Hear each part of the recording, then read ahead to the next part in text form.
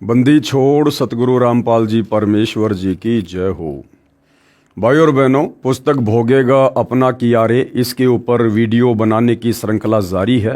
प्रत्येक वीडियो में भाई और बहनों हमें बहुत ही अच्छी जानकारी प्राप्त हो रही है कि संत और भक्तों के साथ में बदतमीजी करना, बदसलूकी करना, दुर्व्यवहार करना, फिर आगे चलकर उसकी सज़ा प्राप्त करना।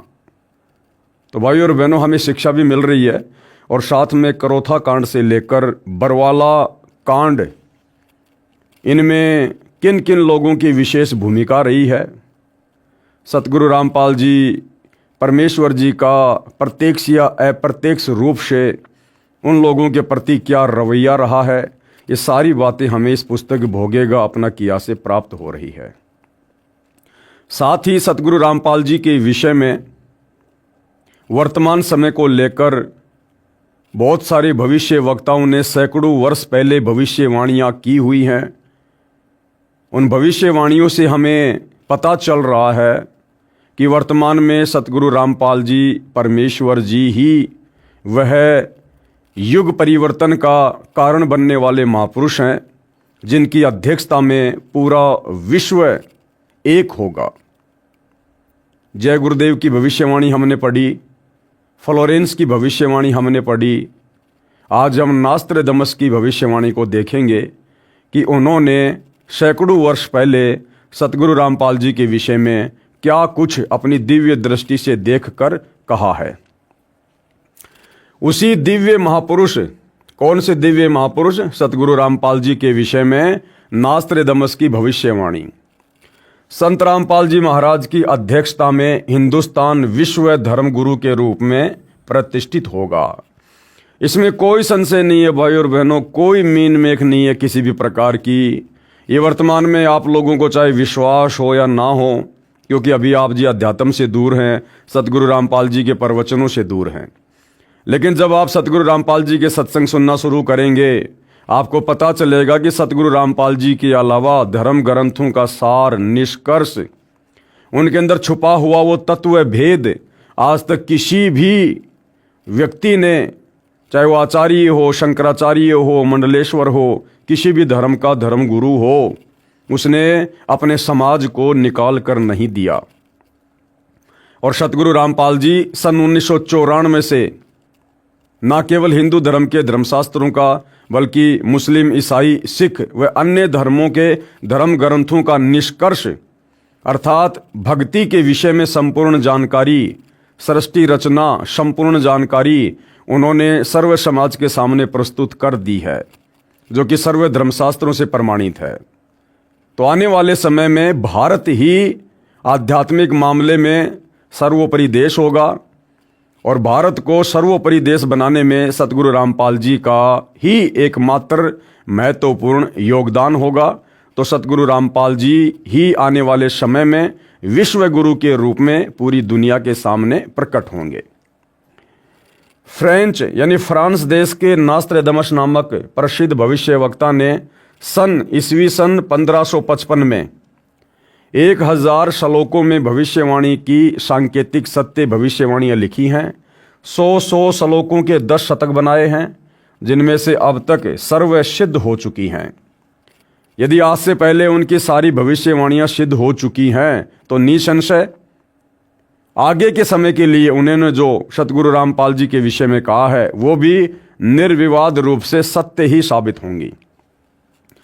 हिंदुस्तान में सत्य हो चुकी भविष्यवाणियों में से, यानी नास्त्रदमस जी ने आज से पहले भारत के विषय में और क्या क्या भविष्यवाणियां की थी, जो भविष्यवाणियां समय आने पर बिल्कुल सत्य सिद्ध हुई। इससे हमारा विश्वास बढ़ेगा कि उन्होंने एक महापुरुष के विषय में अर्थात सतगुरु रामपाल जी के विषय में जो भविष्यवाणी की हुई है, वो भी परम सत्य साबित होगी। सबसे पहले भविष्यवाणी उन्होंने भारत की प्रथम महिला प्रधानमंत्री श्रीमती इंदिरा गांधी जी के विषय में की थी, जो बिल्कुल सत्य साबित हुई। भारत की प्रथम महिला प्रधानमंत्री बहुत प्रभावशाली व कुशल होगी, ये संकेत स्वर्गीय श्रीमती इंदिरा गांधी की ओर है तथा उनकी मृत्यु निकटतम रक्षक द्वारा होना लिखा था, जो सत्य हुई। यानी नास्त्रेदमस जी ने अपनी भविष्यवाणी में लिखा था कि जो भारत की प्रधानमंत्री होगी, इंदिरा गांधी के विषय में संकेत था, और कहा था कि उनकी मृत्यु उन्हीं के बॉडीगार्ड के द्वारा होगी। और भाई और बहनों, ऐसा ही हुआ। उसके बाद उन्हीं का पुत्र उनका उत्तराधिकारी होगा, बिल्कुल सत्य हुआ। और वह बहुत कम समय तक राज्य करेगा, बिल्कुल सत्य साबित हुई उनकी बात। तथा आकस्मिक मृत्यु को प्राप्त होगा, यानी राजीव गांधी जी की अकाल मृत्यु हुई थी बॉम्ब ब्लास्ट में, जो सत्य सिद्ध हुई। पूर्व प्रधानमंत्री स्वर्गीय श्री राजीव गांधी जी के विषय में।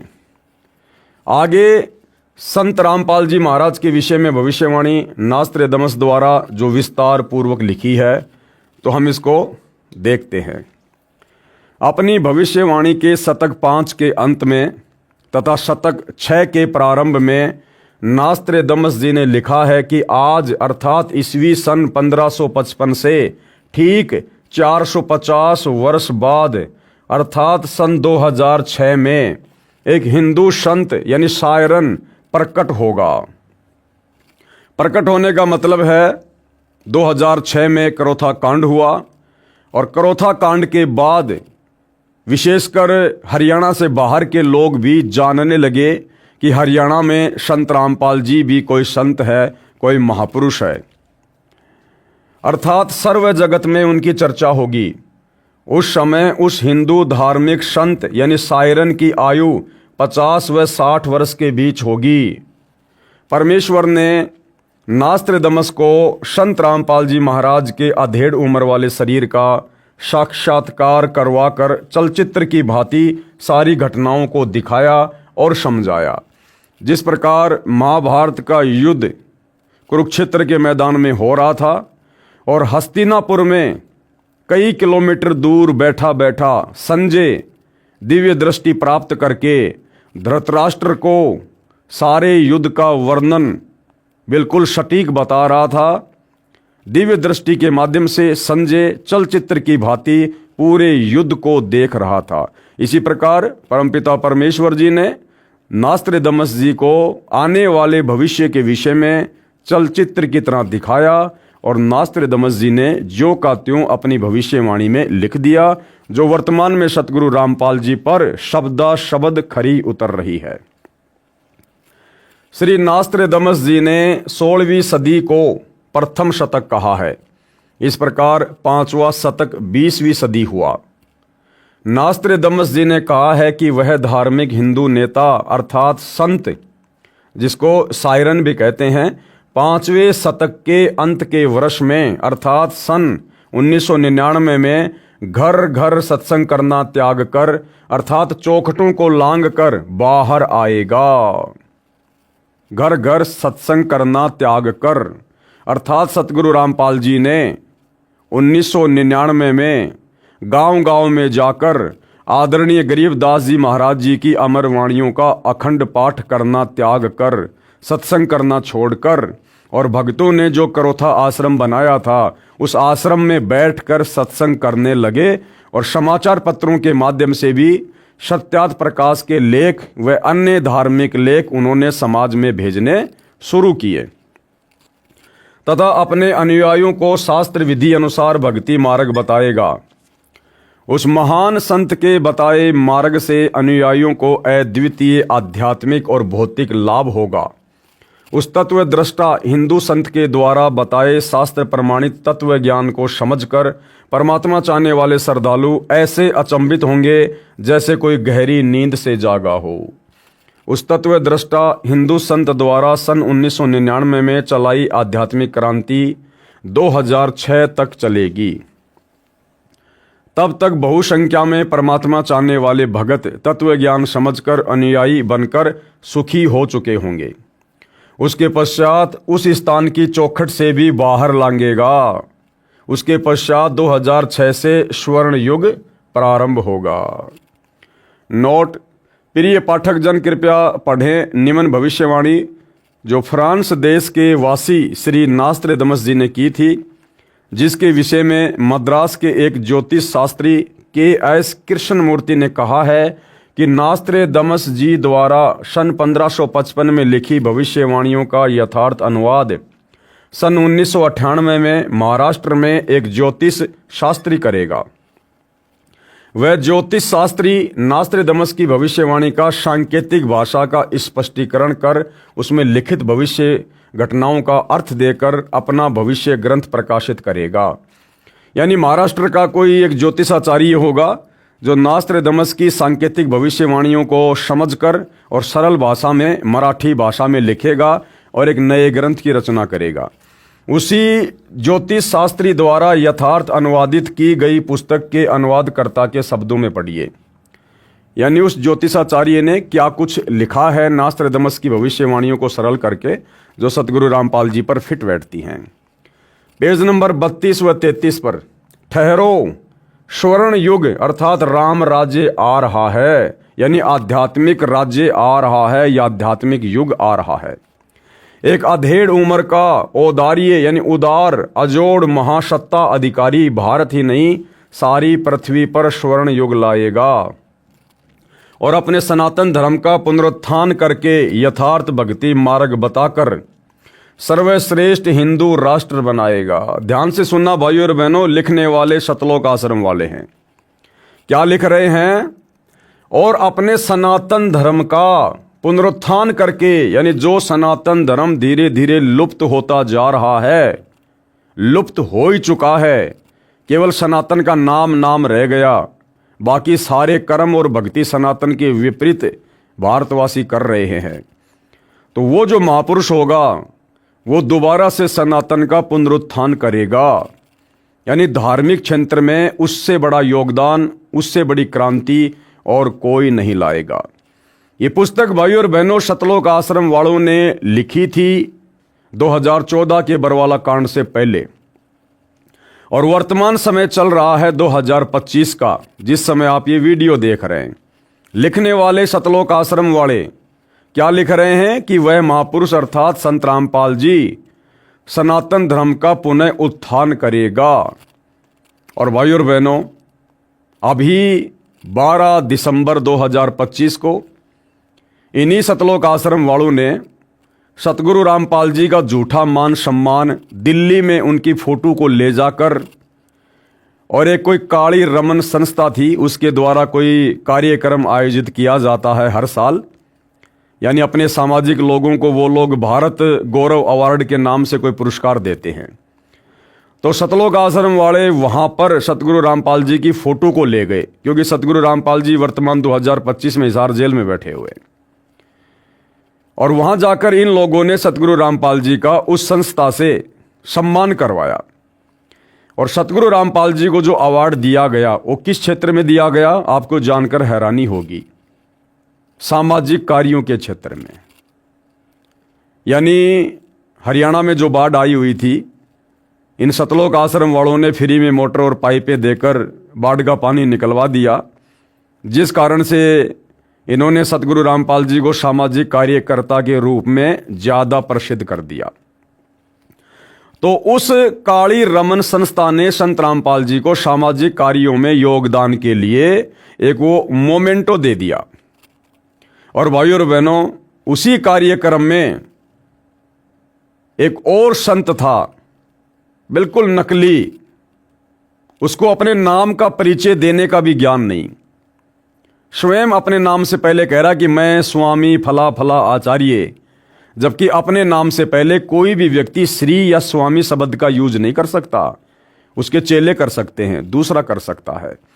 तो जिस व्यक्ति को स्वयं के नाम का परिचय देने का भी ज्ञान नहीं, उस व्यक्ति को वहां पर बहुत बड़ा संत बनाकर, और उसको जो अवार्ड दिया गया वो क्या था पता है? सनातन धर्म का पुनरुत्थान करने का अवार्ड, धार्मिक क्षेत्र में महान कार्य करने का अवार्ड। यानी इन सतलोक आश्रम वालों की आंखों के सामने धार्मिक क्षेत्र का, सनातन धर्म का पुनः उत्थान करने का जो अवार्ड है वो तो दिया गया एक नकली संत को, जिसको भक्ति मार्ग का कै ख गय का भी ज्ञान नहीं।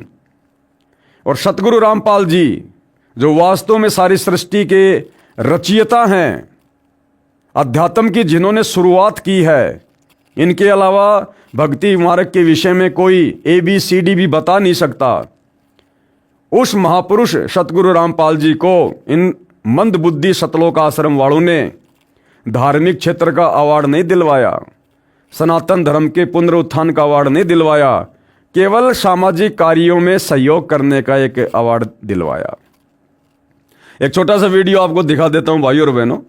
इस वीडियो को देखने के बाद आप लोगों को समझ में आ जाएगा कि ये सतलोक आश्रम वाले कितना सतगुरु रामपाल जी को समझ पाए हैं और कितना उनके आध्यात्मिक ज्ञान को समझ पाए हैं।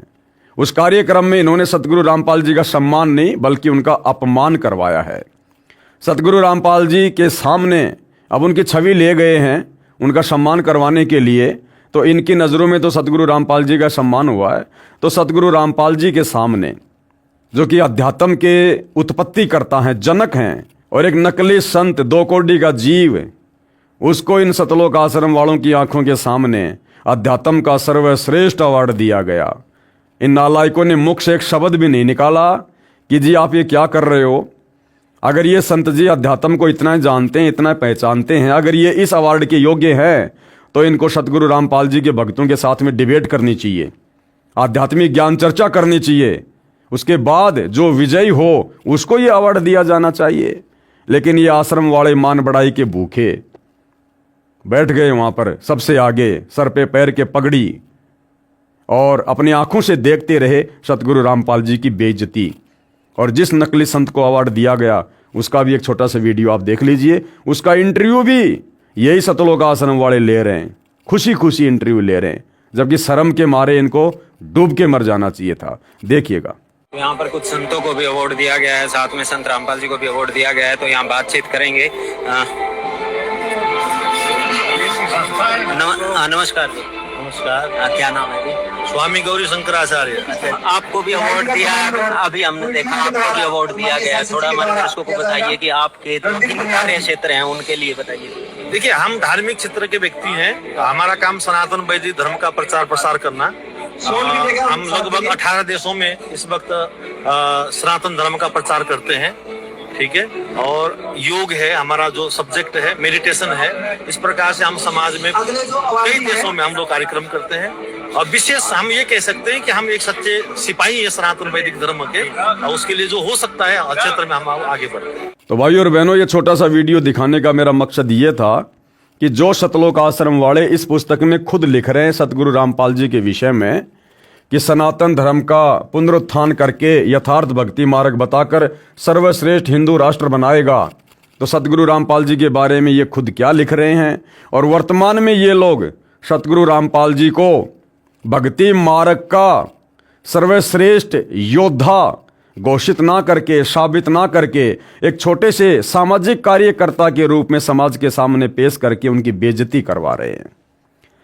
तत्पश्चात ब्रह्मदेश यानी बांग्लादेश, पाकिस्तान, बांग्ला, श्रीलंका, नेपाल, तिब्बत, अफगानिस्तान, मलाया आदि देशों में वही सार्वभौम धार्मिक नेता होगा। यानी पूरे एशिया में सतगुरु रामपाल जी ही सबसे बड़ी सार्वभौमिक सत्ता के रूप में, शासक के रूप में उभर कर आएंगे। और सत्ताधारी चांडाल चौकड़ियों यानी वर्तमान में जो राजनीति का हिस्सा हैं, मंत्री, प्रधानमंत्री, मुख्यमंत्री, सत्ताधारी चंडाल चौकड़ियों पर उसकी सत्ता होगी। ये सारे के सारे फेल हो जाएंगे। वर्तमान के राजनेता, वर्तमान की पार्टियां हाथ खड़े कर देंगे, क्योंकि ये युग परिवर्तन का दौर चल रहा है। 2028 निर्धारित है। ऐसी विकट परिस्थितियां देश और दुनिया में पैदा होंगी, ये राजनेता ऊपर को हाथ खड़े करके भागेंगे, जैसे नेपाल में भाग रहे थे। उस समय सतगुरु रामपाल जी अपने हाथों में पूरे विश्व की बागडोर को संभालेंगे। वह नेता दुनिया को अधाप मालूम होना है, बस देखते रहो। फिर आगे क्या लिखते हैं नास्त्रेदमस जी? पृष्ठ 40 पर फिर लिखा है, ठहरो राम राज्य यानी स्वर्ण युग आ रहा है। जून 1999 से 2006 तक चलने वाली उत्क्रांति में स्वर्ण युग का उत्थान होगा। हिंदुस्तान में उदय होने वाला तारणहार सायरन दुनिया में सुख, समृद्धि व शांति प्रदान करेगा। क्योंकि सुख, समृद्धि और शांति भाइयों और बहनों विज्ञान से पैदा नहीं होती है, शास्त्र विरुद्ध साधना से पैदा नहीं होती है। संसार में सुख और शांति शास्त्र अनुकूल सत भक्ति करने से होती है, क्योंकि जब हम शास्त्र अनुकूल सत भक्ति करेंगे और विधि विधान से धर्म यज्ञ करेंगे तो उससे हमारे पुण्यों में वृद्धि होती है, और जब पुण्यों में वृद्धि होगी तो ऑटोमेटिक परमात्मा के विधान अनुसार जीव सुखी होगा।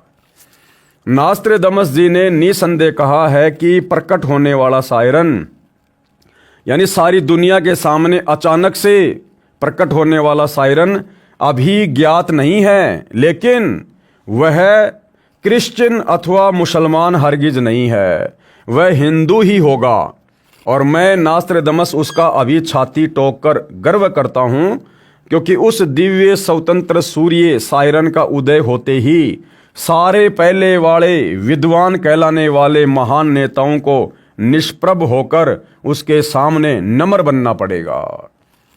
यानी भाइयों और बहनों, आने वाले समय में 2 से 3 वर्षों में जो तांडव धरती पर मचेगा युग परिवर्तन के दौरान, उस समय ये दुनिया भर के जितने भी बड़े बड़े नेता हैं जिनकी वर्तमान में बहुत बड़ी महिमा हो रही है, चाहे कोई किसी देश का प्रधानमंत्री हो, चाहे राष्ट्रपति हो, और आध्यात्मिक क्षेत्र में जितने बड़े बड़े धर्मगुरु हैं, चाहे किसी भी धर्म से संबंधित हों, आचार्य, शंकराचार्य, पोप, पादरी, मुल्ला, मौलवी, इन सब को आने वाले समय में सतगुरु रामपाल जी के आगे नतमस्तक होना पड़ेगा, विनम्र होना पड़ेगा, और ये स्वीकार करना पड़ेगा कि हम तो आप जी के सामने ऊंट के मुंह में जीरे के बराबर भी नहीं हैं। वह हिंदुस्तानी महान तत्वदृष्टा संत सभी को अभूतपूर्व राज्य प्रदान करेगा। वह समान कायदा, समान नियम बनाएगा। स्त्री पुरुष में, अमीर गरीब में, जाति और धर्म में कोई भेदभाव नहीं रखेगा, किसी पर अन्याय नहीं होने देगा। उस तत्वदर्शी संत का सर्व जनता विशेष सम्मान करेगी। माता पिता तो आदरणीय होते ही हैं, परंतु आध्यात्मिकता व पवित्रता के आधार पर उस शायरन यानी तत्वदर्शी संत का माता पिता से भी अलग श्रद्धा स्थान होगा। यानी भाइयों और बहनों, आज हमें पता चल गया कि माता पिता ने तो केवल हमारे को जन्म दिया, और जन्म देने के लिए भी केवल माता पिता निमित्त बने हैं। एक माता पिता की औकात नहीं है कि 2 पानी की बूंद से शारीरिक मिलन करके और एक इस प्रकार से जीवित इंसान को जन्म दे देंगे।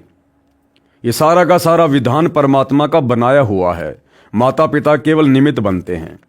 तो आज सतगुरु रामपाल जी के तत्व ज्ञान से आप और हमें भली भांति समझ में आ गया है कि माता पिता तो केवल हमारे को संसार में लाने का एक माध्यम है, और संसार में हम क्यों लाए गए हैं, ये मनुष्य जन्म क्यों मिला है, शास्त्र अनुकूल सत भक्ति करके आत्म कल्याण करवाने के लिए। और ये मौका किसने दिया? परमपिता परमेश्वर कबीर जी ने। और वही परमपिता परमेश्वर कबीर जी वर्तमान में उसी महापुरुष सतगुरु रामपाल जी के नाम से प्रकट हैं। तो सारा का सारा खेल ये किसका? सतगुरु रामपाल जी का। इसलिए माता पिता का तो हम सम्मान करते हैं, सब ने करना चाहिए, लेकिन माता पिता से लाखों गुना ज़्यादा सम्मान और श्रद्धा हमारे दिलो दिमाग में सतगुरु रामपाल जी परमेश्वर जी के प्रति है। हमारे माता पिता की श्रद्धा भी सतगुरु रामपाल जी के चरणों में है, और हमारी भी विशेष श्रद्धा सतगुरु रामपाल जी के ही चरणों में है, क्योंकि उनकी शरण के बिना जीव का कल्याण नहीं हो सकता। वो जीव चाहे माता पिता हो, चाहे उनके बेटा बेटी हों, और यदि आत्म कल्याण नहीं हुआ तो अगले जन्म में माता पिता भी लक 84 में गधे कुत्ते बनेंगे, और वो बेटा बेटी भी गधे कुत्ते के शरीर प्राप्त करेंगे। इसलिए यहाँ पर लिखा जा रहा है कि माता पिता का भी एक अलग ही जो है स्थान होता है, एक श्रद्धा होती है, लेकिन माता पिता से भी बढ़कर श्रद्धा शिष्यों की अपने गुरु के प्रति होगी। नास्त्रेदमस स्वयं ज्यू वंश का था तथा फ्रांस देश का नागरिक था। उसने क्रिश्चियन धर्म स्वीकार कर रखा था। उसके बावजूद भी नास्त्रेदमस ने यही कहा है कि वह सायरन, वह महापुरुष, वो निश्चित तौर पर हिंदू होगा। यानी उसने जैसा अपनी समाधि में देखा वैसा ही उसने ज्यों का त्यों बोल दिया। उसने क्रिश्चियन धर्म स्वीकार कर रखा था, फिर भी नास्त्रेदमस ने निसंदेह कहा है कि प्रकट होने वाला सायरन केवल हिंदू ही होगा। आगे फिर क्या लिखा गया है? सभी को समान कायदा, नियम, अनुशासन पालन करवाकर सत्य पथ पर लाएगा। मैं नास्त्रेदमस एक बात निर्विवाद सिद्ध करता हूं, वह सायरन यानी धार्मिक नेता नया ज्ञान आविष्कार करेगा।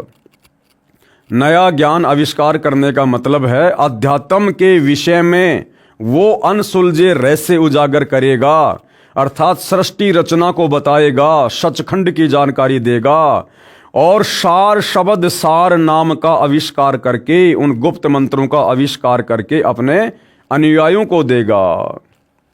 वह सत्य मार्गदर्शन करवाने वाला तारणहार एशिया खंड में जिस देश के नाम महासागर यानी हिंद महासागर है, उसी नाम वाले हिंदुस्तान देश में जन्म लेगा। वह ना ही तो क्रिश्चियन होगा, ना मुसलमान, ना ज्यू होगा, वह निसंदेह हिंदू होगा। यानी एक एक शब्द नास्त्रेदमस जी का सतगुरु रामपाल जी पर खरा खरा उतर रहा है। अन्य भूतपूर्व धार्मिक नेताओं से महत्तर बुद्धिमान होगा और अंजी के होगा। नास्त्रेदमस भविष्यवाणी के शतक 6 श्लोक 17 में महत्वपूर्ण संकेत संदेश बता रहा है, उससे सभी प्रेम करेंगे।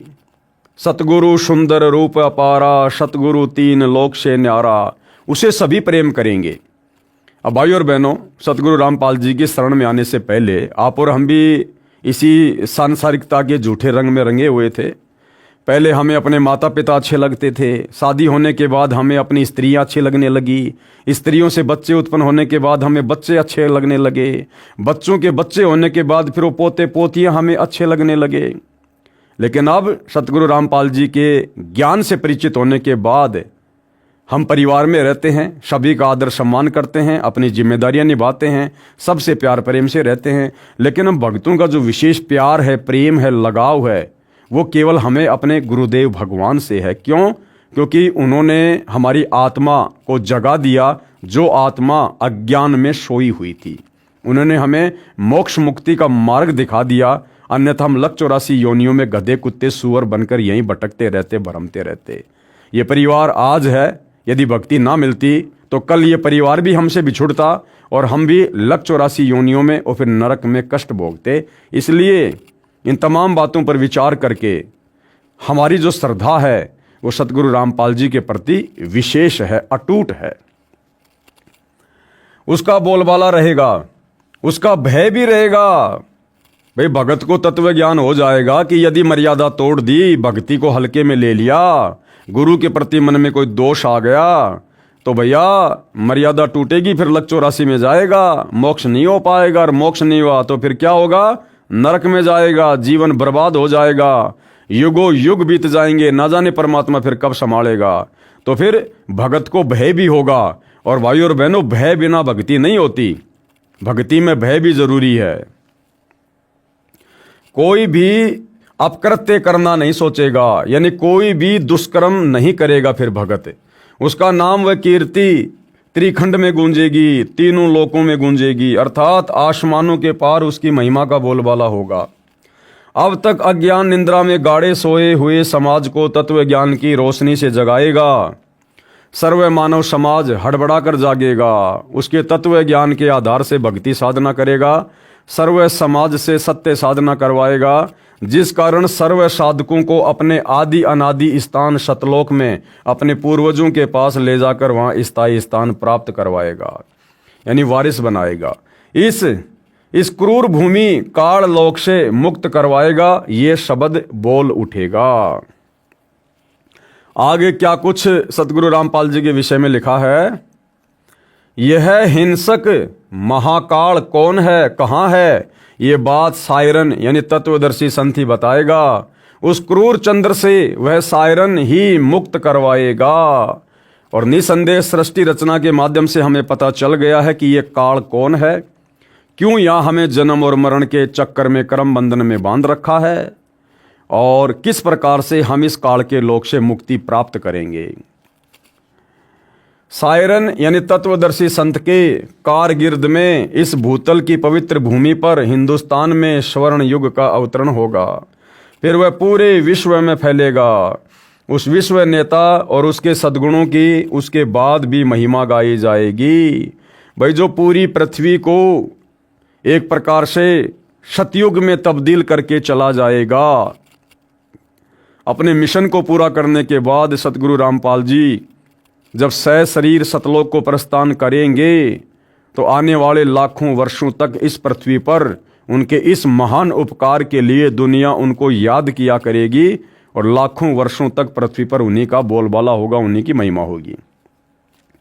उसके मन की शालीनता, विनम्रता, उदारता का इतना रेल पेल बोलबाला होगा कि इससे पहले नमूद किए हुए शतक 6 श्लोक 70 के आखिरी पंक्ति में किया हुआ उल्लेख कि अपना शब्द खुद ही बोल उठता है और शायरन की ही जुबान बोल रही है कि शायरन अपने बारे में बस 3 ही शब्द बोलता है, एक, विजयी और ज्ञाता। 3 ही शब्द बोलता है। यहां पर भाइयों और बहनों, ये प्रथम नाम, शतनाम और सारनाम के विषय में संकेत है। इसके साथ और विश्लेषण ना चिपकाएं, मुझे मंजूर नहीं होगा। इसके साथ और कोई मंत्र संत्र मत चिपका देना, ये बिल्कुल भी मुझे मंजूर नहीं होगा। कौन कह रहा है? नास्त्रेदमस। जबकि सतलोक आश्रम वालों ने तो चिपका दिया, सार शब्द के नाम पे चौथा मंत्र चिपका दिया। 1 लाख रुपए लेकर, 1 लाख रुपए का संकल्प करवाकर जो चौथा मंत्र दिया जा रहा है, सार शब्द ओम सोहम सत्य कबीरा, इन्होंने तो चिपका दिया। यह पृष्ठ 42 वाला 4 उल्लेख वाणी शतक 6 श्लोक 71 पर है। हिंदू शायरन अपने ज्ञान से दैप्तीयमान उतुंग ऊंचा स्वरूप का विधान तत्व ज्ञान फिर से बिना शर्त उजागर करवाएगा। मानवीय संस्कृति निर्धोक संवारेगा, इसमें संशय नहीं। अभी किसी को मालूम नहीं, लेकिन अपने समय पर जैसे नरसिंह अचानक प्रकट हुआ था, ऐसे ही वह विश्व में महान नेता ग्रेट शायरन अपने तर्क शुद्ध अचूक आध्यात्मिक ज्ञान और भक्ति तेज से विख्यात होगा। क्योंकि भाइयों और बहनों, युग परिवर्तन का दौर है, 2028 निर्धारित है, विश्व में धमाका होगा, हर प्रकार से त्राहिमाम होगा। कहीं भूकंप आएगा, कहीं बाढ़ आएगी, कहीं अतिवृष्टि होगी, कहीं सूखा पड़ेगा, अकाल आएगा, कहीं महामारियां फैलेंगी, कहीं युद्ध हो रहा है, कहीं गृह युद्ध हो रहे हैं। त्राहिमाम मचेगा। और उस समय किसी भी धर्म के ना ही तो देवी देवता आगे आकर मदद करेंगे, ना ये नकली साधु संत महात्मा सामने आएंगे, और ना किसी राष्ट्र का राष्ट्राध्यक्ष, कोई प्रधानमंत्री, मुख्यमंत्री या राष्ट्रपति जनता की पुकार सुनेगा या उनका बचाव करेगा। ये राजनेता भी हाथ ऊपर खड़े करके भागते नजर आएंगे। उस समय भाइयों और बहनों, भारत देश की सत्ता को सर्वप्रथम सतगुरु रामपाल जी अपने हाथ में लेंगे और फिर इन्हीं की देखरेख में, इन्हीं के अनुयायियों के द्वारा फिर पूरे विश्व की सत्ता को संभाला जाएगा। दोबारा से शांति स्थापित की जाएगी, संसार में स्थिरता आएगी। मैं नास्त्रेदमस अचंभित हूं, मैं ना उसके देश जहां से अवतरित होगा अर्थात सतलोक देश को तथा ना उसको जानता हूं। अब देखो भाइयों और बहनों, कितने संकेत हैं, लेकिन ये सतलोक आश्रम वाले नहीं समझ पाए। नास्त्रेदमस क्या कह रहा है कि मैं नास्त्रेदमस अचंभित हूं, मैं ना उसके देश को जानता हूं। कौन सा देश? जहां से वो अवतरित होगा, यानी वहां से चलकर आएगा। कौन सा देश? सतलोक देश। अब बताओ भाइयों और बहनों, अगर सतगुरु रामपाल जी सतलोक से चलकर आए हैं तो सतलोक में कौन रहता? या तो आत्मा या परमात्मा। तो परमात्मा तो हमेशा से मुक्त है और सतलोक में रहने वाली आत्मा भी मुक्त है। तो बताओ भाइयों और बहनों, अब वो मुक्ति प्राप्त आत्मा सतलोक से चलकर इस गंदे लोक में एक मां के गर्भ में 9 महीने कष्ट क्यों उठाएगी? ऊपर को पैर, नीचे को सिर, क्यों कष्ट उठाएगी वो आत्मा? क्या ऋण बाकी रह गया था? और ऋण बाकी था तो फिर सतलोक कैसे चली गई? तो नास्त्रेदमस कह रहे हैं कि वह शायरन सतलोक से चलकर आएगा, अर्थात सतगुरु रामपाल जी किसी मां के गर्भ से जन्म लेकर पैदा नहीं हुए। ये स्वयंभू परमात्मा है, ये कबीर परमेश्वर हैं। हमारी चरम दृष्टि को धोखा देते हुए परमात्मा इसी प्रकार की लीला करते हैं। हम अज्ञानी जीवों को लगता है कि ये मां के गर्भ से आए हैं, परंतु मां के गर्भ से नहीं आते परमात्मा। इसलिए भाइयों और बहनों, अपने गुरुजी को मां के गर्भ से जन्म लेकर जन्म लिया हुआ कहना या समझना अपने गुरुदेव भगवान के ऊपर संदेह करने में आता है, गुरु को मानुष मानने में आता है। और आदरणीय गरीबदास जी कहते हैं, गुरु को मानुष जो गिने, मानुष यानी एक मनुष्य जैसा। अब माँ के गर्भ से तो मनुष्य जन्म लेके आएगा, भगवान जन्म लेके नहीं आता। तो गरीबदास जी कहते हैं, गुरु को मानुष जो गिने, कर चरणा अमृत को पान, ते नर नरक में जाएंगे, जन्म जन्म बने समान। तो अपने गुरु को मानुष मानने वाला, अर्थात माँ के गर्भ से जन्म लेकर आया हुआ, मानने वाला, बताने वाला, लिखने वाला, गरीबदास जी कहते हैं अंत में नरक में जाएगा और कुत्ते की योनि प्राप्त करेगा। तो भाई सतलोक आश्रम वाले भाई बहनों, कम से कम नास्त्रदामस जी की भविष्यवाणी पर तो विश्वास कर लो कि वो सायरन कहां से आएगा। मैं नास्त्रदामस अचंभित हूं, मैं ना उसके देश जहां से अवतरित होगा अर्थात सतलोक देश को, तथा ना उसको जानता हूं। मैं उसे सामने देख भी रहा हूं, क्योंकि उसकी पूर्व जन्म की भक्ति कमाई से परमात्मा चलचित्र की भांति वर्तमान समय को दिखा रहे थे। उसकी महिमा का शब्द बद में कोई मिसाल नहीं कर सकता। बस उसे ग्रेट सायरन, महान धार्मिक नेता कहता हूं। अपने धर्म बंधुओं की सदकालीन समस्या से, दयनीय अवस्था से बेचैन होता हुआ, स्वतंत्र ज्ञान सूर्य का उदय करता हुआ, अपने भक्ति तेज से जग का तारणहार, 5वें शतक 20वीं सदी के अंतिम वर्ष के अंत में यानी ईस्वी 1999, अधेड़ उम्र का विश्व का महान नेता, जैसे तेजस्वी सिंह मानव उद्विग्न अवस्था से चौखट लांघता हुआ मेरे नास्त्रदामस के मन का भेद ले रहा है, और मैं उसका स्वागत करता हुआ आश्चर्यचकित हो रहा हूं। उदास भी हो रहा हूं, क्योंकि उसका दुनिया को ज्ञान ना होने से मेरा सायरन तत्वदर्शी संत अपेक्षा का पात्र बनेगा। अर्थात उस तत्वदर्शी संत को परमेश्वर के रूप में ना पहचान कर, ना जानकर दुनिया उनके सतज्ञान का विरोध करेगी। उनको विरोध का सामना करना पड़ेगा। अर्थात 2006 का करोथा कांड हुआ, लोगों ने नहीं समझा अपने तारणहार को। फिर 2014 में बरवाला कांड हुआ, भगत भी नहीं समझ पाए अपने गुरुदेव भगवान को। इसलिए नास्त्रदामस जी ने लिखा है कि दुनिया उसको ना समझकर और उसका विरोध करेगी। उस महान संत को अपेक्षा का पात्र बनना पड़ेगा, उपेक्षा का पात्र बनना पड़ेगा। तो 2006 में तो सतगुरु रामपाल जी को ना समझकर जज्जर, करोथा, डिग्गल, बागपुर आदि गांव के लोगों ने अपने कर्म बिगाड़ लिए, और 2014 बरवाला कांड के समय खुद सतगुरु रामपाल जी के बेटा बेटी, भाई बंधु, रिश्तेदारों ने ना समझकर अपनी मनमानियां करते हुए बरवाला कांड जैसी घटना को जन्म देकर अपने कर्म फोड़ लिए। क्योंकि उसका दुनिया को ज्ञान ना होने से मेरा सायरन तत्वदर्शी संत उपेक्षा का पात्र बन रहा है। मेरी यानी नास्त्रदामस की चित्त भेदक भविष्यवाणी की और उस वैश्विक सिंह मानव की उपेक्षा ना करें। नास्त्रदामस जी कह रहे हैं कि मेरी भविष्यवाणी को सामान्य ना समझें, और मैं जिस महापुरुष के विषय में बातें कह रहा हूं उसको भी कमजोर ना समझे, कम ना समझे, मजाक में ना ले इन बातों को। उसके प्रकट होने पर तथा उसके तेजस्वी तत्व ज्ञान रूपी सूर्य उदय होने से आदर्शवादी श्रेष्ठ व्यक्तियों का पुनरुत्थान तथा स्वर्ण युग का प्रभात शतक 6 में आज ईस्वी 1955 से 450 वर्ष बाद अर्थात 2006 में, अर्थात 1555 प्लस 450 बराबर 2005 के पश्चात अर्थात 2006 में शुरुआत होगी।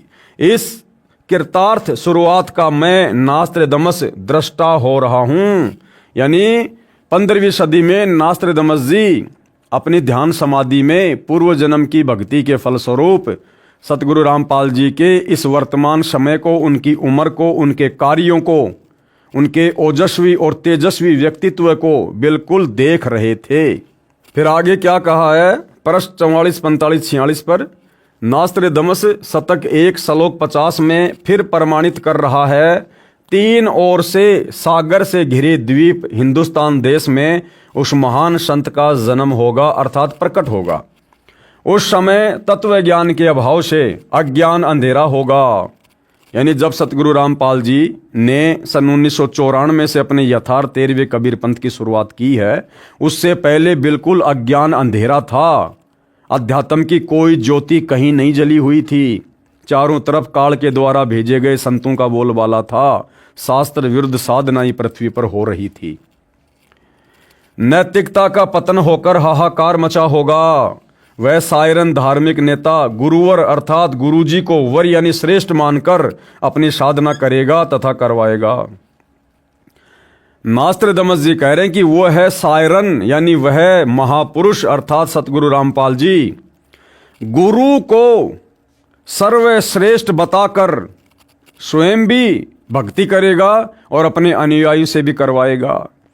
तो भाइयों और बहनों, नास्त्रदमस की भविष्यवाणी पर वर्तमान में कौन चल रहा है? सतगुरु रामपाल जी के साथ संगति से जुड़े हुए सत्सेवक भाई बहन।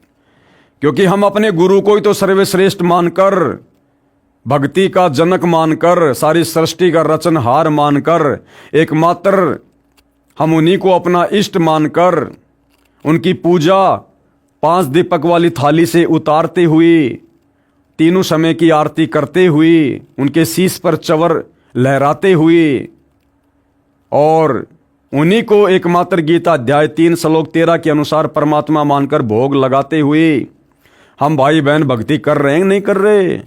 सतगुरु रामपाल जी की संगत में लाखों की संख्या में भगत भाई बहन है, लेकिन क्या कोई भी सतगुरु रामपाल जी को अपना इष्ट मानकर, उन्हें परमेश्वर मानकर इस प्रकार से भक्ति कर रहा है? केवल साथ संगति से जुड़े भाई बहन, बाकी सतलोक आश्रमों से जुड़े भाई बहन वर्तमान समय 2025 तक केवल उनको मानुष मानते हैं और परमात्मा मान रहे हैं, इष्ट मान रहे हैं दाढ़ी मूछ वाली उस कबीर जी की नकली फोटो को। तो क्या कह रहे हैं नास्त्रदमस जी?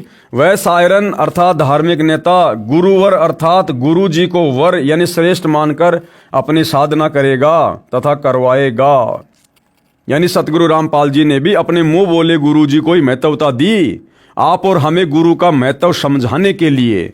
अन्यथा ये तो स्वयं जगत गुरु हैं और जगत गुरु को गुरु धारण करने की आवश्यकता नहीं पड़ती है।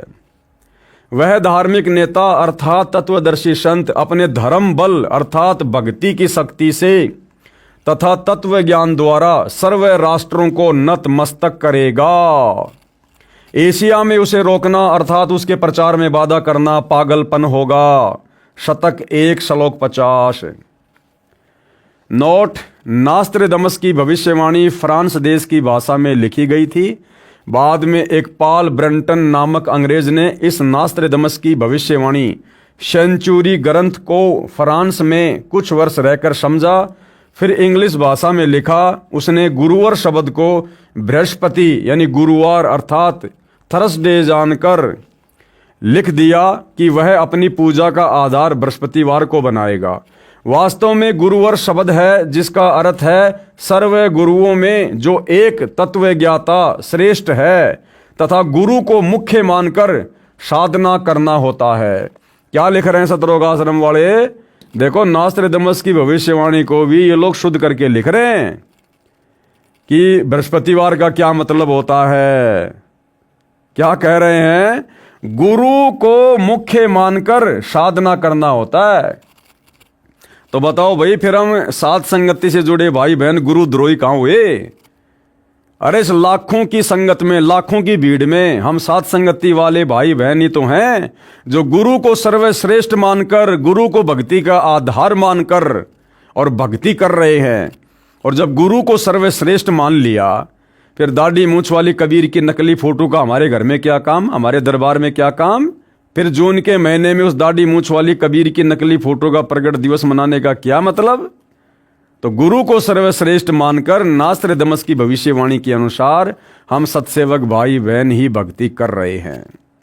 देखो भाइयों और बहनों, जिस प्रकार गुरुदेव ने बताया कि भाई संसार में गुरु बहुत हो गए, इसलिए परमात्मा ने स्वयं को सतगुरु कहना पड़ा, सच्चा ज्ञान देने वाला। इसी प्रकार भाइयों और बहनों, सतगुरु रामपाल जी की संगत में वर्तमान में जो 2 पार्ट बने हुए हैं, तो क्या है ना, सेवक तो बहुत हो गए, सारे सेवक है संत रामपाल जी के, लेकिन सच्चे सेवक कौन है, सत सेवक कौन है? इसलिए भाइयों और बहनों, हम साथ संगति वाले भाई बहनों को सत सेवक नाम रखना पड़ा। सत सेवक, ये सतलोक आश्रमों में जाने वाले भाई बहन भी सेवक हैं, लेकिन भाई ये अपने गुरुजी के सेवक नहीं है, ये तो मुर्दों के सेवक हैं। ये तो उस मुर्दा फोटो दाढ़ी मूंछ वाली जो कबीर जी की समझी जाती है, ना जाने किसने बनाई, आजकल तो एआई से बनाई जा रही है, ये तो उस मुर्दा फोटो के सेवक हैं। इसलिए हम लोगों ने अपने नाम के आगे सत सेवक नाम लगाना पड़ा। गुरु को मुख्य मानकर साधना करना होता है। वेद भाषा में बृहस्पति का भावार्थ सर्वोच्च स्वामी अर्थात परमेश्वर, दूसरा अर्थ बृहस्पति का जगत गुरु भी होता है। जगत गुरु तथा परमेश्वर भी बृहस्पति का बोध है। वह अधेड़ उम्र में तत्व ज्ञान का ज्ञाता तथा श्रेय होकर त्रिखंड में कीर्तिमान होगा।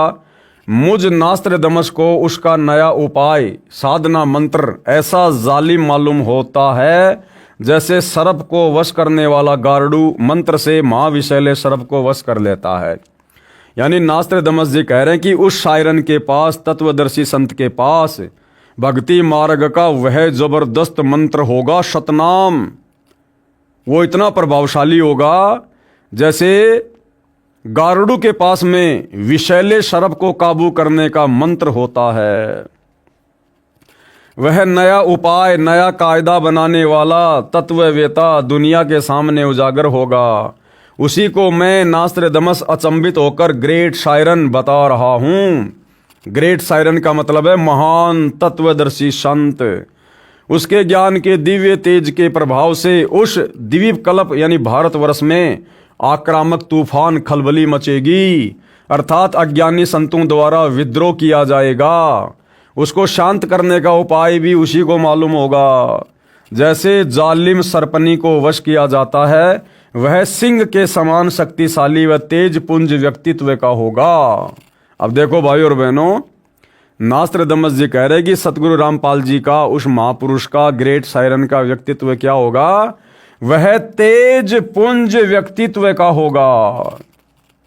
तेज पुंज अर्थात भाई और बहनों, हम वाणी में पढ़ते हैं गैबी ख्याल विशाल सतगुरु में कि धन सतगुरु उपदेश देवा 84 ब्रह्म मेट ही तेज पुंज अन्य देह धर कर इस विधि हमको भेट ही।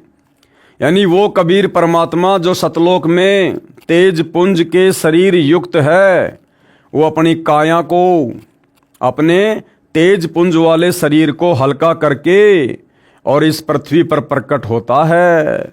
तो सतगुरु रामपाल जी 5 तत्व की काया से निर्मित नहीं हैं। 5 तत्व अग्नि पृथ्वी वायु जल आकाश इससे बनी हुई पंचभौतिक इस शरीर से निर्मित नहीं हैं।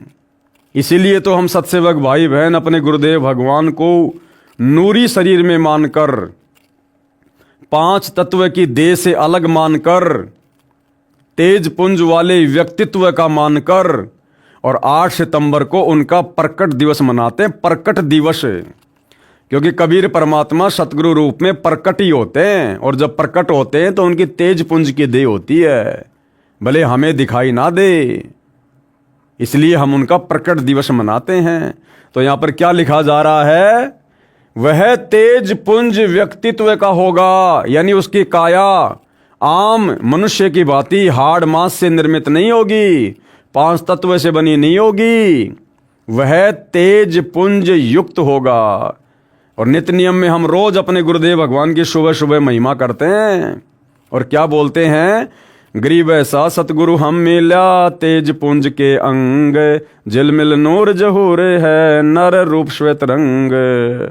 गरीब ऐसा सतगुरु हम मिला तेज पुंज के अंग, यानी हम कह तो अपने गुरुजी को रोज रहे हैं कि हमारे गुरुजी तेज पुंज के शरीर वाले हैं, उनके अंग 5 तत्व से बने हुए नहीं हैं। लेकिन जब आता है 8 सितंबर का दिन, तो इस वाणी पर केवल सत्सेवक भाई बहन खड़े उतरते हैं और 8 सितंबर को अपने गुरु को मानुष ना मानकर, स्वयं कबीर परमात्मा मानकर, तेज पुंज के व्यक्तित्व का धनी मानकर हम उनका प्रकट दिवस मनाते हैं। और इन सतलोक आश्रमों में गुरु को मानुष मानकर, जन्म लिया हुआ मानकर उनका जन्मदिन मनाया जाता है। तो क्या लिखा जाता है? वह सिंह के समान शक्तिशाली व तेज पुंज व्यक्तित्व का होगा। यह मैं नास्त्रेदमस स्पष्ट शब्दों में बता रहा हूं कि वह कुंडलिनी शक्ति धारण किए हुए। आगे स्पष्ट शब्द यह है कि जिस समय वह सायरन जिस महासागर में द्विकल्प है, उसी देश के नाम पर महासागर का भी नाम है हिंद महासागर। विशेषता ये होगी कि उस देश की भुजंग सर्पनी शक्ति कुंडलिनी शक्ति का पूर्ण परिचित ट्रियो मास्टर होगा। वह सायरन महान धार्मिक नेता, उदार मस्त वाला, कृपालु, दयालु, दैप्तीयमान, सनातन साम्राज्य अधिकारी, आदि पुरुष, सत्य पुरुष का अनुयायी होगा। अब नास्त्रेदमस को ये नहीं पता बेचारे को कि वो स्वयं सत्य पुरुष होगा या उसका अनुयायी होगा। और हो सकता है ये अनुवाद करते समय अनुयायी शब्द आश्रम वालों ने लिख दिया हो। उसकी सत्ता सार्वभौम होगी, उसकी महिमा उपाय गुरु श्रद्धा, गुरु भक्ति अर्थात गुरु बिना कोई साधना सफल नहीं होती, इस सिद्धांत को दृढ़ करेगा। तत्व ज्ञान का सत्संग करके प्रथम अज्ञान निंद्रा में सोए अपने धर्म बंधुओं हिंदुओं को जागृत करके अंधविश्वास के आधार पर साधना कर रहे श्रद्धालुओं को शास्त्र विधि रहित साधना का बुर्का फाड़कर गूढ़ गहरे ज्ञान तत्व ज्ञान का प्रकाश करेगा। अपने सनातन धर्म का पालन करवाकर समृद्ध शांति का अधिकारी बनाएगा। तत्पश्चात उसका तत्व ज्ञान संपूर्ण विश्व में फैलेगा। उस महान तत्वदर्शी संत के ज्ञान की कोई भी बराबरी नहीं कर सकेगा, अर्थात उसका कोई भी सानी नहीं होगा। उसके गूढ़ ज्ञान तत्व ज्ञान के सामने सूर्य का तेज भी कम पड़ेगा। इसलिए मैं नास्त्रेदमस वैश्विक सिंह महामानव इतना महान होगा कि मैं उसकी महिमा को शब्दों में नहीं बांध पाऊंगा। अर्थात 7 समुद्र की मशी करूं, लेखनी करूं बन राय, सब धरती का कागज करूं, पर सतगुरु के गुण लिखे ना जाए। मैं नास्त्रेदमस उस ग्रेट सायरन को देख रहा हूं। अर्थात वो अपनी दिव्य दृष्टि कह लीजिए या समाधि अवस्था कह लीजिए, जो पूर्व जन्म की भक्ति के फलस्वरूप उसको प्राप्त थी, उस आधार से वो कह रहा है। उपरोक्त विवरण का भावार्थ है कि उस विश्व नेता को 50 वर्ष की आयु में तत्व ज्ञान शास्त्रों में प्रमाणित होगा। अर्थात वह 50 वर्ष की आयु में सन 2001 में सर्व धर्मों के शास्त्रों को पढ़कर उसका ज्ञाता तत्व ज्ञानी होगा। और सतगुरु रामपाल जी ने सन 2001 के बाद से ही इन पवित्र धर्मशास्त्रों में जो शास्त्र अनुकूल साधना के विषय में प्रमाण है लिखा हुआ है, उसको दिखाना शुरू किया। उससे पहले सन 1994 से 2001 तक उन्होंने आदरणीय गरीबदास जी के अमर ग्रंथ को आधार बनाकर ही सत्संग किए, तथा उसके पश्चात उस तत्व ज्ञान का श्रेय गे यानी जानने योग्य परमेश्वर का ज्ञान अन्य को प्रदान करने वाला होगा, तथा उसका आध्यात्मिक जन्म अमावस्या को होगा। उस समय वह प्रौढ़ होगा, तथा जब वह प्रसिद्ध होगा तब उसकी आयु 50 से 60 साल के मध्य होगी। यानी 2006 के करोथा कांड के समय परमेश्वर की जो लीला में शारीरिक आयु थी वो 50 वर्ष के आसपास थी। नास्त्रेदमस कहता है कि निसंदेह विश्व में श्रेष्ठ तत्वज्ञाता ग्रेट सायरन के विषय में मेरी भविष्यवाणी के शब्दा शब्द को किसी नेताओं पर जोड़कर तर्क वितर्क करके देखेंगे तो कोई भी खरा नहीं उतरेगा। मैं नास्त्रेदमस छाती ठोक कर शब्दा शब्द कह रहा हूं, मेरा सायरन का कृतत्व और उसका गूढ़ गहरा ज्ञान अर्थात तत्व ज्ञान ही सर्व की खाल उतारेगा। बस 2006 साल आने दो, इस विधान का एक एक शब्द खरा खरा समर्थन सायरन ही देगा। आगे क्या कुछ कहा जा रहा है। नास्त्रेदमस ने अपनी भविष्यवाणी में कहा है कि 21वीं सदी के प्रारंभ में दुनिया के क्षितिज पर सायरन का उदय होगा। जो भी बदलाव होगा वह मेरी नास्त्रेदमस की इच्छा से नहीं बल्कि सायरन की आज्ञा से, नियति की इच्छा से सारा बदलाव होगा ही होगा। यानी कलयुग में सतयुग आएगा ही आएगा। उसमें से नया बदलाव मतलब हिंदुस्तान सर्वश्रेष्ठ राष्ट्र होगा। कई सदियों से ना देखा ऐसा हिंदुओं का सुख साम्राज्य दृष्टिगोचर होगा। उस देश में पैदा हुआ धार्मिक संत ही तत्वदृष्टा तथा जग का तारणहार जगत जेता होगा। एशिया खंडों में रामायण महाभारत आदि का ज्ञान जो हिंदुओं में प्रचलित है उससे भी भिन्न आगे का ज्ञान उस तत्वदर्शी संत का होगा। वह सत्य पुरुष का अनुयायी होगा, वह एक अद्वितीय संत होगा। बहुत सारे संत नेता आएंगे और जाएंगे, सर्व परमात्मा के द्रोही तथा अभिमानी होंगे। मुझे नास्त्रदमस को आंतरिक साक्षात्कार उस शायरन का हुआ है। अब देखो भाई और बहनों, ये है नास्त्रदमस की भविष्यवाणी का सार। जबकि 2014 बरवाला कांड के बाद जो ज्ञान गंगा पुस्तक लिखी गई है सतलोक आश्रम वालों के द्वारा, उस ज्ञान गंगा पुस्तक में इन सतलोक आश्रम वालों ने इसी भविष्यवाणी का उल्टा फुल्टा अर्थ कर दिया सतगुरु रामपाल जी के ऊपर लगे हुए देशद्रोह के मुकदमे को लेकर। और क्या लिख दिया इन्होंने कि उस महान शायरन के ऊपर राष्ट्रद्रोह का मुकदमा लगेगा। जबकि नास्त्रदमस ने ऐसा नहीं कहा था। नास्त्रदमस ने कहा था कि बहुत सारे संत नेता आएंगे और जाएंगे, सब परमात्मा के द्रोही तथा अभिमानी होंगे। इन आश्रम वालों ने यहां पर कह दिया कि उस महापुरुष पर राष्ट्रद्रोह का मुकदमा लगेगा। ये पुस्तक इन सतलोक आश्रम वालों ने, राष्ट्रीय समाज सेवा समिति वालों ने 2014 बलवाला कांड से पहले लिखी है। उस समय तक सतगुरु रामपाल जी पर कोई राष्ट्रद्रोह का मुकदमा नहीं लगा था।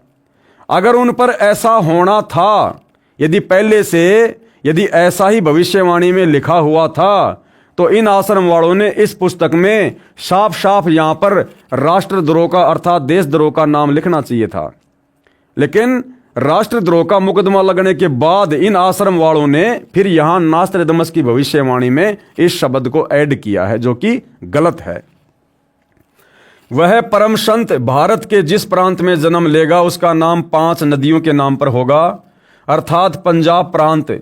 संत रामपाल जी महाराज का जन्म लेखक के अनुसार भाई 8 सितंबर 1951 में हुआ। हमारी दृष्टि में जन्म नहीं हुआ, वे प्रकट हुए हैं। उस समय हरियाणा तथा पंजाब एक ही प्रांत था। 1 नवंबर 1966 को हरियाणा प्रांत पंजाब से भिन्न हुआ। नास्त्रदमस ने यहां तक कहा है कि उस महान संत की माता कुल 3 बहनें होंगी। बिल्कुल सत्य है। संत रामपाल जी महाराज की माता जी 3 बहनें हैं। 2 का देहांत हो चुका है। वर्तमान में सतगुरु रामपाल जी की मुंह बोली माता जी का भी देहांत हो चुका है, अर्थात तीनों बहनों का शरीर छूट चुका है। संत रामपाल जी की माता यानी उनकी मुंह बोली माता आज 2013 तक जीवित है, लेकिन 2014 में बरवाला कांड हुआ। उसके बाद 2018 में सतगुरु रामपाल जी की मुंह बोली माता जी का भी देहांत हो गया। नास्त्रदमस ने यह भी लिखा है कि जहां वह संत आश्रम बनाएगा उसके पास से निकले मार्गों को विशाल किया जाएगा, अर्थात करोथा आश्रम के पास भी हाईवे बन चुका है और बरवाला आश्रम के बाहर भी हाईवे बन चुका है। हिंदुस्तान का हिंदू संत आगामी अंधकारी भक्ति ज्ञान के अभाव से अंधे प्रलयकारी स्वार्थवश भाई भाई को मार रहा है। बेटा बाप से विमुख है। हिंदू हिंदू का शत्रु, मुसलमान मुसलमान का दुश्मन बना है। धुंधुकारी अर्थात माया की दौड़ में बेसब्रे समाज जगत को नया प्रकाश देने वाला सर्वश्रेष्ठ जगत जेता धार्मिक विश्व नेता की अपनी उदासी के सिवा कोई अभिलाषा नहीं होगी। अर्थात लेखक ये कहना चाहता है, अर्थात नास्त्रदमस की भविष्यवाणी ये कह रही है कि उस महान संत का परमार्थ के अलावा अपना किसी प्रकार का कोई स्वार्थ नहीं होगा और उनकी चिंता का केवल एक ही कारण होगा, आत्माओं को सतलोक में भेजना, मोक्ष दिलवाना। धार्मिक विश्व नेता की अपनी उदासी के सिवा कोई अभिलाषा नहीं होगी, अर्थात मानव उद्धार के लिए चिंता के अतिरिक्त कुछ भी स्वार्थ नहीं होगा, ना अभिमान होगा। ये मेरी भविष्यवाणी की गौरव की बात होगी कि वास्तव में वह तत्वदर्शी संत संसार में अवश्य प्रसिद्ध होगा। उसके द्वारा बताया ज्ञान सदियों तक छाया रहेगा। वह संत आधुनिक वैज्ञानिकों की आंखें चक्काचौंध करेगा, ऐसे आध्यात्मिक चमत्कार करेगा कि वैज्ञानिक भी आश्चर्य में पड़ जाएंगे। और हो रहा है भाई और बहनों, ऐसे ऐसे केस हॉस्पिटल में जाते हैं और डॉक्टर भी अंत में हाथ जोड़कर पूछते हैं कि भाई आप किस भगवान की भक्ति करते हो, आप बच कैसे गए। फिर भगत कहते हैं जी हमारे गुरुदेव सतगुरु रामपाल जी हैं, स्वयं कबीर भगवान धरती पर आए हुए हैं, हम उनकी भक्ति करते हैं। तो डॉक्टर भी कहते हैं भाई धन्य है तुम्हारे गुरुदेव, अन्यथा तुम्हारी उम्र शेष नहीं थी। तो भाई सतगुरु जो चावे सो कर दे, भरम पड़ो मत कोई, और सेऊ धड़ पर शीश चढ़ाया पाछे करी रसोई। उसका सर्व ज्ञान शास्त्र प्रमाणित होगा। मैं नास्त्र दमस कहता हूं कि बुद्धिवादी व्यक्ति उसकी उपेक्षा ना करें, यानी उनको मजाक में ना लें, उनको हल्के में ना लें। माँ के गर्भ से जन्म लिया हुआ कोई व्यक्ति ना माने, उनको साक्षात परमपिता परमेश्वर मानकर चरणों में आ जाएं। उसे छोटा ज्ञान दीप ना समझें और आगे क्या करें। और वो कार्य भाई और बहनों सतगुरु रामपाल जी की संगत में से केवल सत्सेवक भाई बहन कर रहे हैं। देखो बाकी दुनिया को तो अभी तक उनके विषय में जानकारी नहीं है, तो बाकी दुनिया तो हल्के में लेगी। और जिन जिन आत्माओं को सतगुरु रामपाल जी ने अपनी शरण में ले लिया, तत्व ज्ञान दे दिया, उन लाखों की भीड़ में भी केवल सात संगति से जुड़े सत्सेवक भाई बहन ही हैं जो उनको अपना इष्ट मानकर, अपना आराध्य देव यानी इष्ट देव परमेश्वर मानकर, और उनको सिंहासन नस्त करके यानी उनको आसन के ऊपर बैठा कर, यानी सत्सेवक भाई बहनों ने घर घर में बेड लगा रखे, घर घर में बेड, और तीनों समय की आरती, विशेषकर सुबह और शाम की आरती, गुरुदेव की आरती उतारते हुए करते हैं। उनको भोग लगाते हैं सुबह शाम भोग की आरती के साथ में। तो ये प्रक्रिया जो अब आगे नास्त्र दमस जी बताने जा रहे हैं, केवल साध संगति से जुड़े सत्सेवक भाई बहन कर रहे हैं। क्या कह रहे हैं कि उसे छोटा ज्ञान दीप ना समझें। उस तत्ववेता महामानव सायरन को सिंहासन नस्त करके यानी सिंहासन पर बैठाकर, कोष्टक में लिखा जा रहा है आसन पर बैठाकर। अरे तो भैया घर घर में जो बेड लगा रखे हैं सत्सेवक भाई बहनों ने, वो आसन ही तो है गुरुदेव भगवान को सिंहासन नस्त करने के लिए। अब भोग लगाएंगे तो कहां लगाएंगे? अपने गुरुदेव भगवान की फोटो को अलमारी में रख के भोग थोड़ा ना लगाएंगे। अपने गुरुदेव भगवान की आरती उनको अलमारी में बैठा कर थोड़ा ना लगाएंगे। दीवार पर फोटो को टांग कर थोड़ा ना उनकी आरती उतारेंगे। तो नास्त्र दमस जी क्या कह रहे हैं? कम से कम उनकी भविष्यवाणी पर तो विश्वास कर लो। अरे हम सत्सेवक भाई बहन तो सतलोक आश्रम वालों को दुश्मन नजर आते हैं। हमारी बातें तो तुम्हारी समझ में नहीं आ रही, कम से कम नास्त्र दमस की बातों पर तो यकीन करो कि उस तत्ववेता महामानव, एक होता है मानव आप और हम हैं, दो कोटि के जीव, चाहे राजा हो चाहे रंक हो, हम हैं मानव। और एक होता है महामानव जिसने मानव को पैदा किया है, परमात्मा कबीर जी। उस महामानव शायरन को सिंहासन नस्त करके अर्थात आसन पर बैठाकर, जैसे सात संगति वाले भाई बहनों ने घर घर में बेड लगा रखे हैं, अपने गुरु जी को आसन दे रखा है, उसको आराध्य देव मानकर, हम सभी भाई बहन उनको आराध्य देव मानकर, इष्ट मानकर उनकी पूजा करते हैं। आराध्य देव यानी इष्ट। और आप सतलोक आश्रम वाले भाई बहन इष्ट मान रहे हो दाढ़ी मूछ वाली कबीर की फोटो को, उसको आराध्य देव मानकर पूजा करें। अब पूजा क्या होती है? पूजा पाती पंच पोहप कर पूजा, देव निरंजन और न दूजा। तो नास्त्र दमस के अनुसार केवल सत्सेवक ही अपने गुरु को पहचान कर, उनको अपना आराध्य देव, अपना इष्ट मानकर, अब जब हमने गुरु को इष्ट मान लिया, आराध्य देव मान लिया नास्त्र दमस के अनुसार, फिर भैया दाढ़ी मूछ वाली फोटो का क्या महत्व रह गया? उस कागज के टुकड़े का क्या रोल? जब हमने गुरु को इष्ट मान लिया, कबीर मान लिया, आराध्य देव मान लिया, फिर दाढ़ी मूछ वाली फोटो का जून में कबीर प्रकट दिवस क्यों मनाएं? उस मुर्दा फोटो को घर में क्यों रखें? तो नास्त्र दमस जी कह रहे हैं उसको आराध्य देव मानकर पूजा करें। वह आदि पुरुष, सत्य पुरुष का अनुयायी दुनिया का तारणहार होगा। विशेष भविष्य वक्ता नास्त्र दमस की भविष्यवाणी को ठीक से न समझकर व्यर्थ की अटकलबाजियां लगाई गई हैं। उदाहरण के लिए नास्त्र दमस की भविष्यवाणी, अब ये अंग्रेजी पढ़ लेना भाई, क्या क्या लिखा हुआ है इसमें। सेंचुरी 10 क्यूटेरियम number 75 long awaited, he will never return in Europe, he will appear in Asia and he will grow. Our all king of East, one of the legacy issued from the great Hermes, ये शब्दों के अर्थ भी लिखे हुए हैं भाई, देख लेना। मेरे को तो ज़्यादा ये अंग्रेजी फंग्रेजी आती नहीं है, हम तो सीधा हिंदी पे चलते हैं। वह महान शायरन उस देश में उत्पन्न होगा जो 3 ओर से सागर से घिरा होगा। भारत ही एकमात्र ऐसा देश है जो 3 ओर से समुद्र से घिरा है। नंबर 2, उस देश का नाम एक समुद्र के नाम पर होगा, हिंद महासागर अर्थात हिंदुस्तान।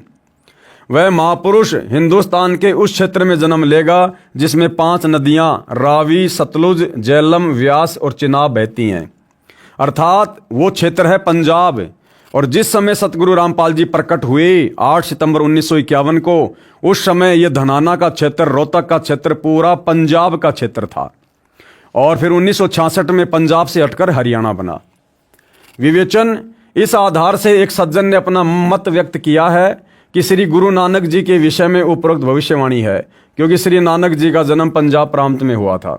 विचार करें, उस सज्जन को ध्यान नहीं रहा कि श्री नास्त्रदमस ने यह भविष्यवाणी सन 1555 में लिखी थी और श्री नानक जी का जीवन काल सन 1469 से सन 1539 तक रहा था।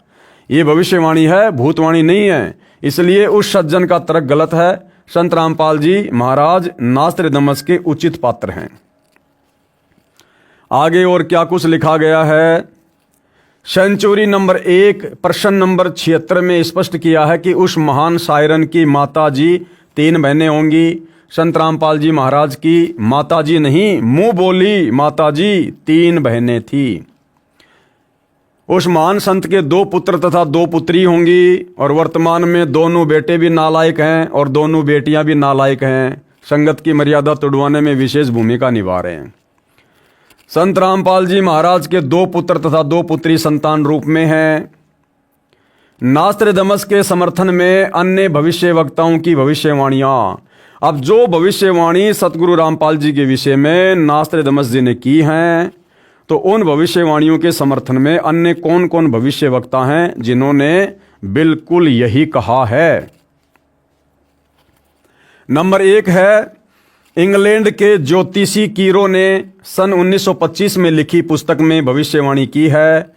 20वीं सदी अर्थात सन 2000 ईस्वी के उत्तरार्ध में सन 1950 के पश्चात उत्पन्न संत ही विश्व में एक नई सभ्यता लाएगा जो संपूर्ण विश्व में फैल जाएगी। भारत का वह एक व्यक्ति सारे संसार में क्रांति ला देगा।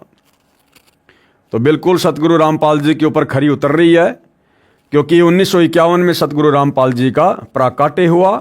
उसके बाद उन्होंने देश और दुनिया को शिक्षा दी और वैज्ञानिकों को शत प्रेरणा करके उन्होंने नए नए आविष्कार करवाए।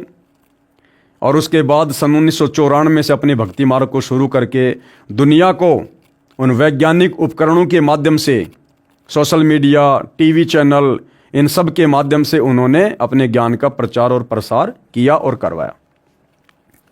नंबर 2, भविष्य वक्ता श्री वीजी लेटिन के अनुसार 20वीं सदी के उत्तरार्ध में विश्व में आपसी प्रेम का भाव, मानवता का हास, माया संग्रह की दौड़, लूट व राजनेताओं का अन्याय हो जाना आदि आदि बहुत से उत्पाद देखने को मिलेंगे।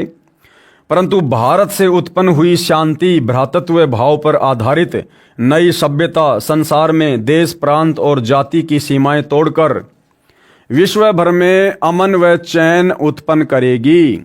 नंबर 3, अमेरिका की महिला भविष्यवक्ता जीन डिक्सन के अनुसार 20वीं सदी के अंत से पहले विश्व में एक घोर हाहाकार तथा मानवता का संहार होगा।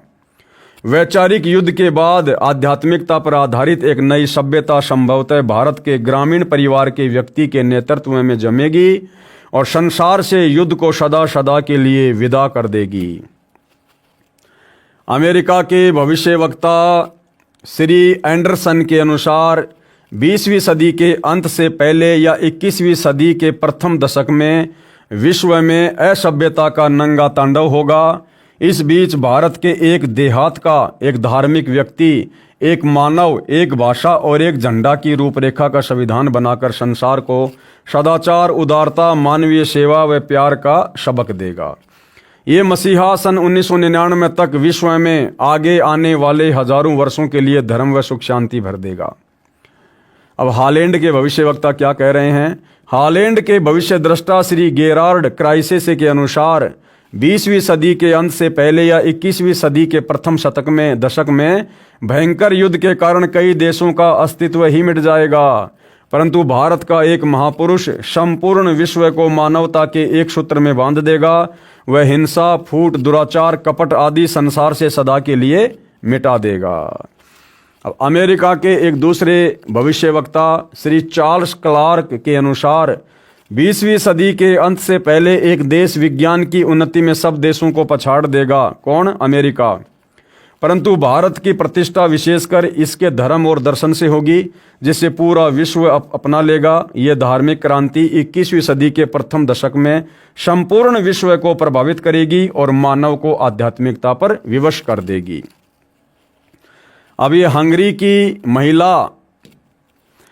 की महिला ज्योतिषी बोरिस्का के अनुसार सन 2000 ईस्वी से पहले उग्र परिस्थितियों, हत्या और लूटपाट के बीच ही मानवीय सद्गुणों का विकास एक भारतीय फरिश्ते के द्वारा भौतिकतावाद से सफल संघर्ष के फलस्वरूप होगा, जो चिरस्थायी रहेगा। इस आध्यात्मिक व्यक्ति के बड़ी संख्या में छोटे छोटे लोग ही अनुयायी बनकर भौतिकतावाद को आध्यात्मिकता में बदल देंगे। अब एक चीज देखना भाइयों और बहनों, ये जितने भी भविष्य वक्ता हैं, ये जो युद्ध की बातें कर रहे हैं, विश्व में फैलने वाली अराजकता की बातें कर रहे हैं, इन सब का जो समय है सन 2000 के आसपास का है। अब भाइयों और बहनों, हम लोग पहले सुना करते थे जब छोटे छोटे थे, क्योंकि दास का तो 1984 का जन्म है, तो जब दास छोटा था 8-10 साल का, तो सुना करता था, लोग कहते थे 1998 के लिए कि भैया ऊपर से गोला गिरेगा, दुनिया का नाश हो जाएगा, दुनिया खत्म हो जाएगी। भाई और बहनों, असल में ये जो परिस्थितियां हैं भविष्य वक्ताओं के अनुसार, ये संसार में सन 2000 के आसपास ही पैदा होनी थी। ये पूरा विश्व 2000 के आसपास विशेष संकट के दौर से गुजरना था।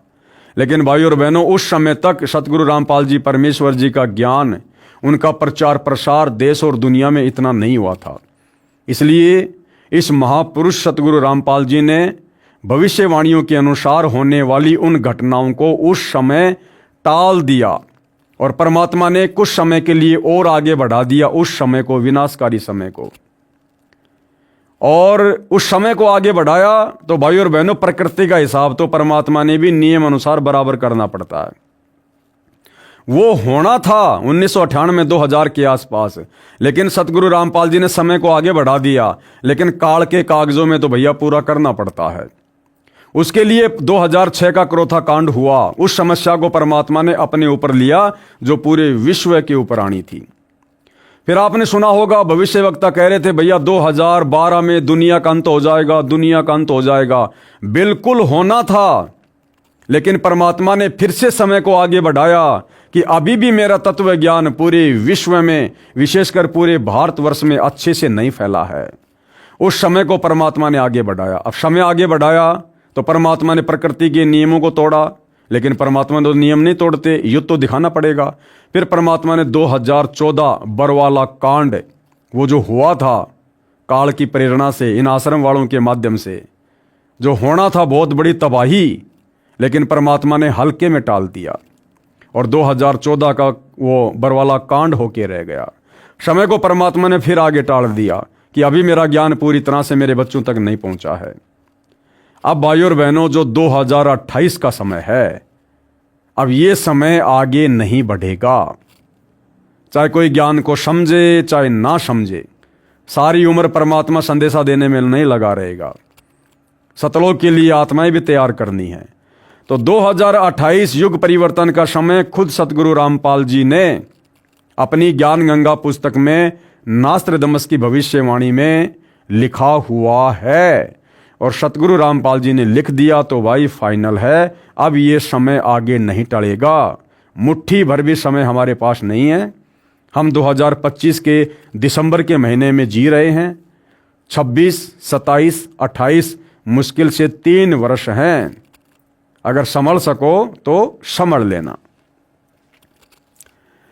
फ्रांस के डॉक्टर जूल वर्न के अनुसार सन 1990 के बाद यूरोपीय देश भारत की धार्मिक सभ्यता की ओर तेजी से झुकेंगे। सन 2000 तक विश्व की आबादी 640 करोड़ के आसपास होगी और बिल्कुल उतनी थी। भारत से उठी ज्ञान की धार्मिक क्रांति नास्तिकता का नाश करके आंधी तूफान की तरह संपूर्ण विश्व को ढक लेगी। उस भारतीय महान आध्यात्मिक व्यक्ति के अनुयायी देखते देखते एक संस्था के रूप में आत्म शक्ति से संपूर्ण विश्व पर प्रभाव जमा लेंगे। फ्रांस के नास्त्रदमस के अनुसार विश्व भर में सैनिक क्रांतियों के बाद थोड़े से ही अच्छे लोग संसार को अच्छा बनाएंगे, जिनका महान धर्मनिष्ठ विश्वविख्यात नेता 20वीं सदी के अंत और 21वीं सदी की शुरुआत में किसी पूर्वी देश से जन्म लेकर भ्रातृत्ववर्ती व सौजन्यता द्वारा सारे विश्व को एकता के सूत्र में बांध देगा। नास्त्रदमस शतक 1 श्लोक 50 में प्रमाणित कर रहा है, 3 ओर से सागर से घिरे द्वीप में उस महान संत का जन्म होगा, यानी प्रकट होगा। उस समय तत्व ज्ञान के अभाव से अज्ञान अंधेरा होगा, नैतिकता का पतन होकर हाहाकार मचा होगा। वह शायरन धार्मिक नेता गुरुवर अर्थात गुरुजी को वर यानी श्रेष्ठ मानकर अपनी साधना करेगा तथा करवाएगा। वह धार्मिक नेता तत्वदर्शी संत अपने धर्म बल अर्थात भक्ति की शक्ति से तथा तत्व ज्ञान द्वारा सर्व राष्ट्रों को नतमस्तक करेगा। एशिया में उसे रोकना अर्थात उसके प्रचार में बाधा करना पागलपन होगा। शतक 1 श्लोक 50 सेंचुरी 1 कन्ना 50। अब इजराइल के प्रोफेसर हरार क्या कह रहे हैं? प्रोफेसर हरार के अनुसार भारत देश का एक दिव्य महापुरुष मानवतावादी विचारों से सन 2000 ईस्वी से पहले आध्यात्मिक क्रांति की जड़ें मजबूत कर लेगा। यानी सन 1994 से सतगुरु रामपाल जी ने प्रवचन करने शुरू कर दिए थे। वह सारे विश्व को उनके विचार सुनने को बाध्य होना पड़ेगा, क्योंकि परिस्थितियां ऐसी पैदा हो जाएंगी। सतगुरु रामपाल जी की भक्ति के अलावा, उनकी शरण के अलावा धरती पर दूसरा ठिकाना दिखाई नहीं देगा। भारत के अधिकतर राज्यों में राष्ट्रपति शासन होगा। देख लो भाइयों और बहनों, अब आगे क्या होने वाला है। 2028 युग परिवर्तन। भारत के अधिकतर राज्यों में राष्ट्रपति शासन होगा। अधिकतर राज्यों का मतलब है कम से कम 20 के आसपास स्टेट में आने वाले समय में 2028 के आसपास राष्ट्रपति शासन होगा। इमरजेंसी लगी होगी, आर्मी शासन होगा। भारत के अधिकतर राज्यों में राष्ट्रपति शासन होगा, पर बाद में नेतृत्व धार्मिक वीर लोगों पर होगा। यानी सतगुरु रामपाल जी के भक्तों के हाथों में भारत की बागडोर आ जाएगी। ये नेता भाग खड़े होंगे जो एक धार्मिक संगठन के आश्रित होंगे, यानी सतगुरु रामपाल जी के भक्ति मार्ग के आश्रित होंगे। नॉर्वे के श्री आनंदाचार्य की भविष्यवाणी के अनुसार सन 1998 के बाद एक शक्तिशाली धार्मिक संस्था भारत में प्रकाश में आएगी, यानी सतगुरु रामपाल जी प्रकाश में आएंगे, जिसके स्वामी एक गृहस्थ व्यक्ति की आचार संहिता का पालन संपूर्ण विश्व करेगा। धीरे धीरे भारत औद्योगिक, धार्मिक और आर्थिक दृष्टि से विश्व का नेतृत्व करेगा और उसका विज्ञान यानी आध्यात्मिक तत्व ज्ञान ही पूरे विश्व को मान्य होगा। उपरोक्त भविष्यवाणियों के अनुसार ही आज विश्व में घटनाएं घट रही हैं। युग परिवर्तन प्रकृति का अटल सिद्धांत है। कौन लिख रहे हैं? सतलोक आश्रम वाले लिख रहे हैं कि युग परिवर्तन तो होके रहेगा। और सतगुरु रामपाल जी ने इस युग परिवर्तन का समय ज्ञान गंगा में 2028 लिखा हुआ है। वैदिक दर्शन के अनुसार 4 युगों सतयुग, त्रेतायुग, द्वापर और कलयुग की व्यवस्था है।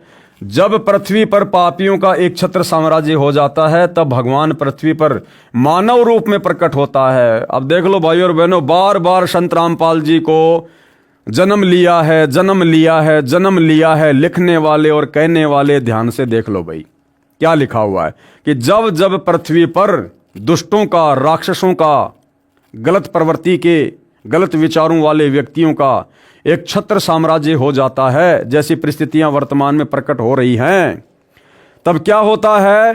तब भगवान, कौन भगवान? कबीर भगवान पृथ्वी पर मानव रूप में प्रकट होता है। तो वर्तमान में कौन है वो महापुरुष जो आने वाली इन विषम परिस्थितियों को अपने आध्यात्मिक ज्ञान से, आशीर्वाद से, अपनी शक्ति से कंट्रोल में करेगा। सतगुरु रामपाल जी तो कौन हुए? सतगुरु रामपाल जी स्वयं भगवान परमात्मा। और वे किस विधि से आए संसार में? माँ के गर्भ से जन्म लेकर या प्रकट हुए हैं? तब भगवान पृथ्वी पर मानव रूप में प्रकट होता है। अरे काल के अवतार तो प्रकट नहीं होते ना, ये रामकृष्ण तो सब जन्म लेकर आए हैं। तो अब वो कौन है जो प्रकट होगा? और वो स्वयं भगवान होगा, सतगुरु रामपाल जी। जब पापियों का एक छत्र साम्राज्य हो जाता है तब भगवान पृथ्वी पर मानव रूप में प्रकट होता है। मानवता के इस पूर्ण विकास का काम अनादिकाल से भारत ही करता आया है। यानी ये आध्यात्मिक क्रांति हर युग में भारत से ही शुरू होती है। भारत अध्यात्म का सेंटर है। इस पुण्य भूमि पर अवतारों का अवतरण अनादिकाल से होता आ रहा है।